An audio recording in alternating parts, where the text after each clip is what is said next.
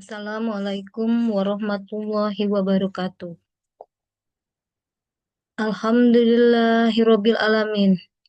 Marilah kita panjatkan puji dan syukur kehadirat Allah Subhanahu wa taala karena atas limpahan rahmat, taufik dan hidayahnya pada hari ini kita masih diberikan kesehatan, kekuatan serta kesempatan dalam kegiatan ini.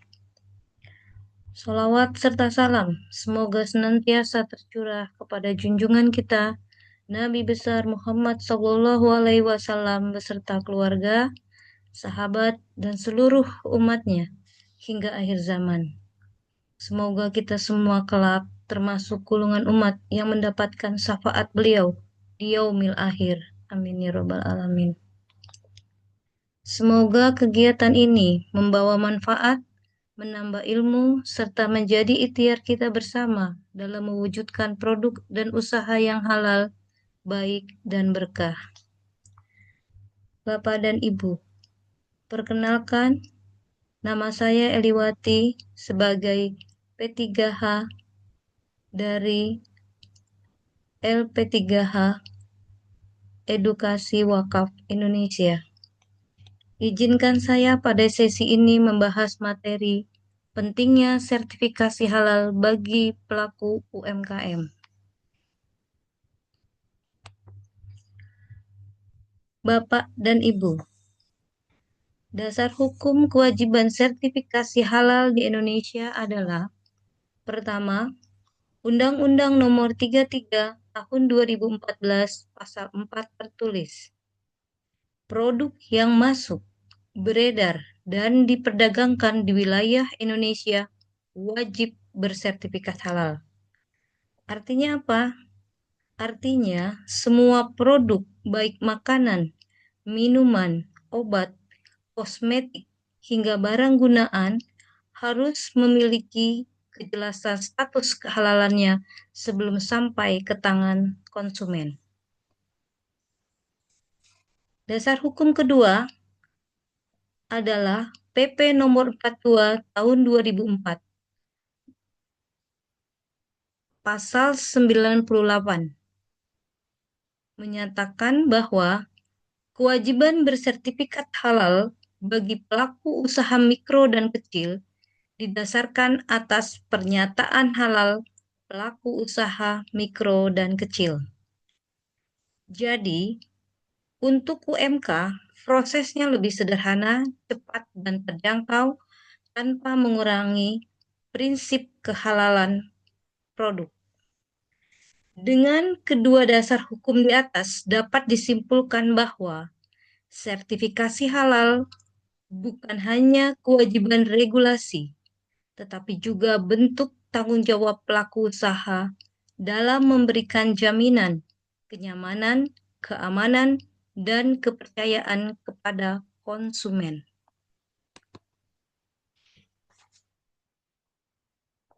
Bapak dan Ibu, ngapain sih repot-repot ngurus sertifikat halal? Setiap pelaku usaha ingin produknya dipercaya konsumen, apalagi di Indonesia. Mayoritas masyarakat adalah Muslim yang sangat memperhatikan kehalalan produk yang mereka konsumsi. Tanpa sertifikat halal, pelaku usaha harus menjelaskan terus-menerus bahwa bahan dan proses produksinya halal, tetapi belum tentu itu pula langsung dapat dipercaya. Disinilah pentingnya sertifikat halal. Sertifikat ini menjadi bukti resmi bahwa produk kita telah melalui proses pemeriksaan dan dinyatakan halal oleh lembaga yang berwenang. Dengan sertifikat halal, produk terlihat lebih profesional, lebih meyakinkan, dan memiliki nilai tambah di mata konsumen. Kepercayaan meningkat, pasar pun semakin luas. Bapak dan Ibu, kita melihat besarnya potensi pasar produk halal di Indonesia. Sebanyak 87,2% penduduk Indonesia atau sekitar 229,6 juta jiwa adalah Muslim. Ini berarti mayoritas masyarakat kita adalah konsumen yang wajib mengkonsumsi produk halal. Angka ini bukan sekedar statistik, tapi peluang besar bagi pelaku usaha. Artinya, ada jutaan calon pelanggan yang membutuhkan produk dengan identitas halal yang jelas. Lalu pertanyaannya, apakah produk Anda sudah memiliki identitas halal? Dan apa sebenarnya yang dimaksud dengan identitas halal? Identitas halal adalah bukti bahwa produk Anda dibuat dari bahan yang halal, diproses dengan cara yang halal, dan telah memiliki pengakuan resmi melalui sertifikasi halal. Jadi, jika kita ingin menembus pasar muslim yang sangat besar ini, produk kita harus punya satu hal penting, yaitu identitas halal yang jelas dan terpercaya. Bapak dan Ibu, di sini, di slide ini, terlihat contoh-contoh identitas umum yang biasa kita miliki dalam kehidupan sehari-hari. Contohnya, ada ijazah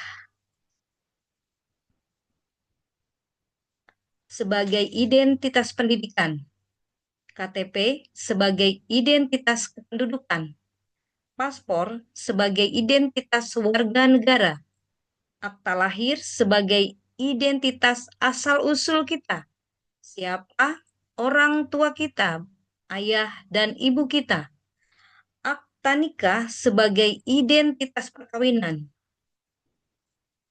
sertifikat tanah sebagai identitas properti,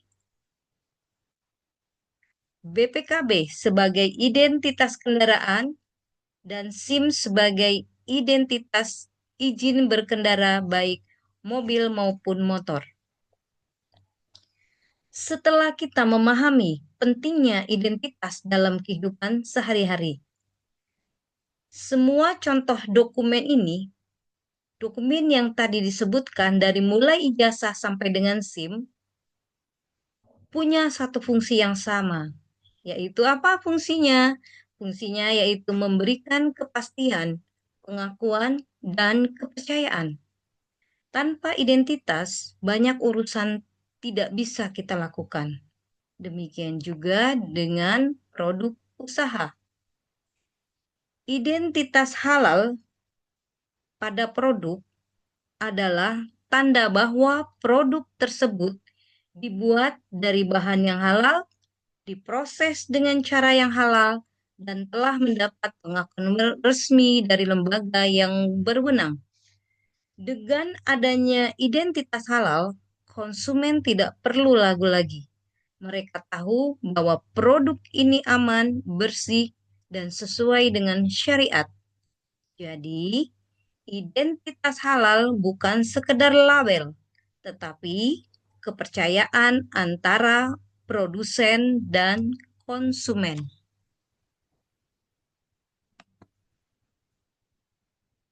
Bapak dan Ibu, setelah kita memahami apa itu identitas halal, mengapa penting, dan bagaimana dampaknya bagi kepercayaan pelanggan, sekarang saatnya kita bertindak. Sertifikat halal bukan beban, tetapi investasi jangka panjang untuk usaha kita. Investasi pada kepercayaan, pada keberkahan, dan pada masa depan bisnis yang berkelanjutan. Mari kita wujudkan produk yang bukan hanya enak dan berkualitas, tetapi juga jelas kehalalannya. Bagi pelanggan, ketika melihat label atau sertifikat halal, mereka langsung yakin, langsung nyaman, dan langsung senang. Karena mereka tahu produk yang akan dikonsumsi sudah melalui proses pemeriksaan dan dinyatakan halal oleh lembaga yang berwenang. Bapak dan Ibu, bagaimana cara mengurus sertifikat halal bagi UMKM?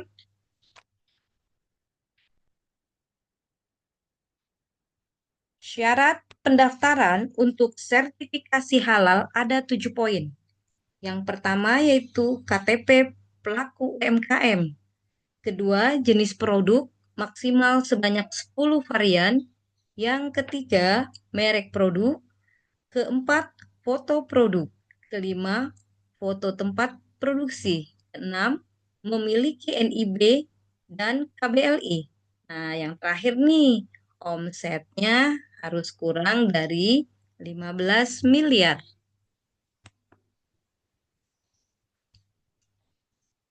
Berapa biaya untuk mengurus sertifikat halal bagi UMK? Bapak dan Ibu, untuk biaya mengurus sertifikat halal self-declare pertama untuk UMK adalah gratis. Gratis 100%. Sedangkan untuk selanjutnya, biaya dikenai senilai Rp230.000. Apa saja jenis produk yang dapat fasilitas sertifikasi halal gratis? Nah, Bapak dan Ibu, berdasarkan regulasi terbaru, kini terdapat 13 kategori produk pangan yang proses sertifikasi halalnya jauh lebih mudah melalui mekanisme self-declare. Mari kita bahas. Yang pertama adalah olahan buah dan sayur. Kategori pertama olahan buah dan sayur ini mencakup produk seperti keripik buah, selai, manisan, pure, sayuran kalengan. Jika bahan bakunya hanya buah, sayur, gula, pengawet makanan yang halal, dan tanpa bahan hewani yang kritis, produk ini sangat potensial untuk self-declare. Yang kedua yaitu es untuk dimakan. Ini termasuk es krim, sorbet, es loli, es serut yang dijual eceran. Kuncinya adalah memastikan bahan dasarnya seperti susu, perisa, pewarna berasal dari sumber halal dan tidak mengandung alkohol. Yang ketiga adalah permen dan coklat. Keempat, tepung dan sereal. Kelima, roti dan bakery. Keenam, ikan dan olahan perikanan. Ketujuh, telur dan olahannya. Kedelapan, gula, madu, dan pemanis. Kesembilan, garam, rempah, saus, dan kecap. Kesepuluh, makanan ringan, siap santap. Kesebelas, kedai makanan dan kedai minuman. Kedua belas, susu dan analognya. Ketiga belas, lemak, minyak, dan emulsi lemak. Berikut ini contoh-contoh produk yang proses sertifikasi halalnya jauh lebih mudah melalui mekanisme self-declare. Berikut ini contoh-contoh produk pangannya. Ada acar buah, asinan buah, asinan sayur. Ada bakso ikan dan tekwan. Ada semua produk empek-empek. Ada produk otak-otak. Kemudian ada emping, ada keripik, kemudian ada kerupuk mentah, kemudian ada makanan mantau kukus, ada donat dan muffin, ada tahu, tempe, ada telur asin, ada saus tomat dan saus sambal, ada terang bulan atau yang sering disebut dengan martabak, kue pukis.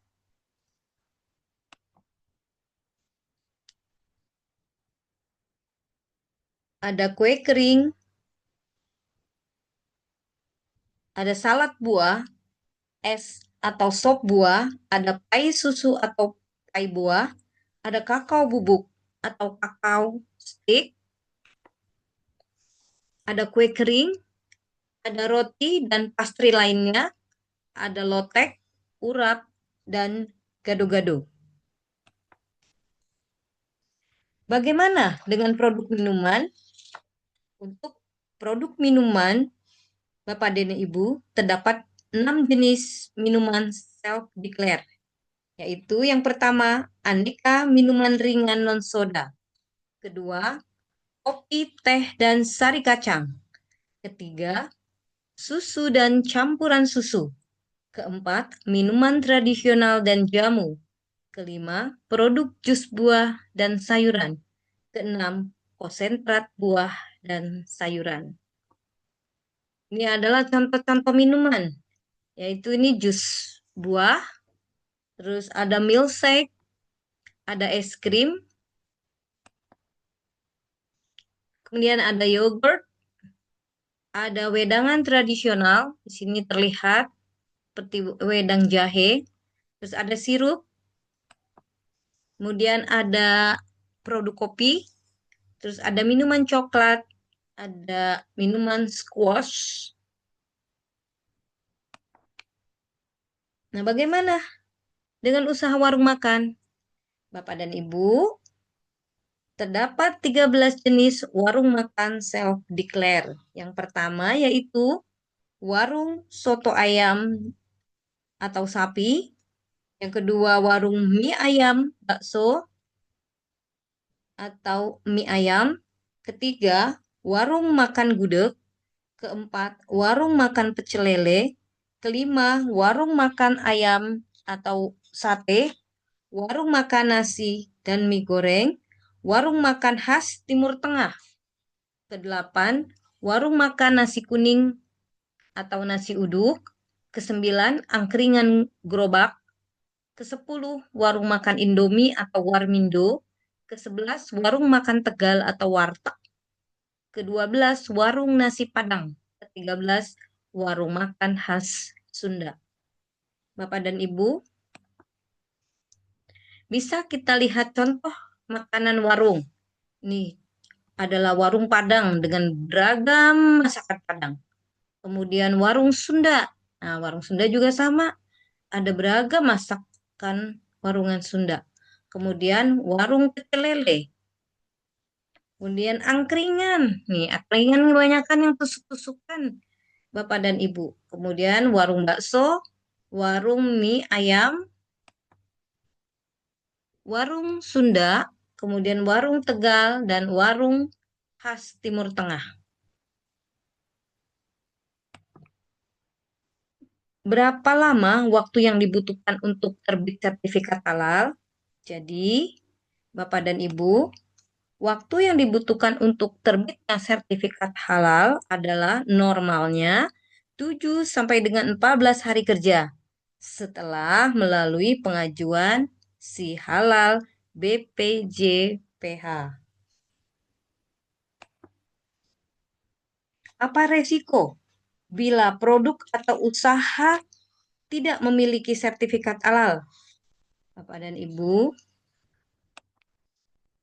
apabila ada pelanggan atau kompetitor menyebarkan informasi bahwa produk atau usaha Anda tidak bersertifikat halal, dan apakah akibatnya bagi usaha Anda? Dampak yang mungkin terjadi, kehilangan kepercayaan konsumen karena persepsi negatif terhadap produk dan merek, loyalitas pelanggan menurun drastis, reputasi usaha rusak dalam waktu singkat. Kemudian juga bisa terjadi penurunan penjualan dan kerugian finansial. Kenapa? Karena konsumen beralih ke produk yang sudah bersertifikat halal. Kemudian juga ada boykot dari masyarakat. Nah, kemudian ada kerugian materi karena produknya sudah diproses tapi tidak dijual. Begitu pula dengan peluang pasar tidak bisa kita raih. Tetapi yang paling mengerikan adalah resiko hukum dan sanksi sosial. Misalnya laporan ke BPJPH atau Kementerian Agama atau ke aparat penegak hukum. Terus kita dapat teguran hingga sanksi administratif. Nah, kalau sudah begini, citra pun sangat sulit untuk dipulihkan. Kenapa ini mudah tersebar? Karena pertama, isu halal sangat sensitif dan mudah menjadi viral. Yang kedua, konsumen semakin sadar dan kritis. Yang ketiga, media sosial mempercepat penyebaran informasi, baik benar maupun salah. Solusinya, lindungi bisnis Anda sebelum terlambat. Segera ajukan sertifikasi halal melalui program gratis untuk UMKM. Dapatkan pendamping dari Edukasi Wakaf Indonesia. Registrasi P3H BPJHP sebagai bukti komitmen kehalalan. Jangan tunggu sampai viral, ambil tindakan sekarang. Lebih baik siap sertifikat daripada siap klarifikasi.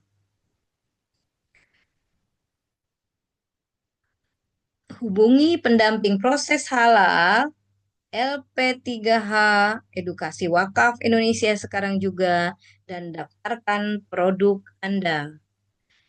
Terima kasih Bapak dan Ibu.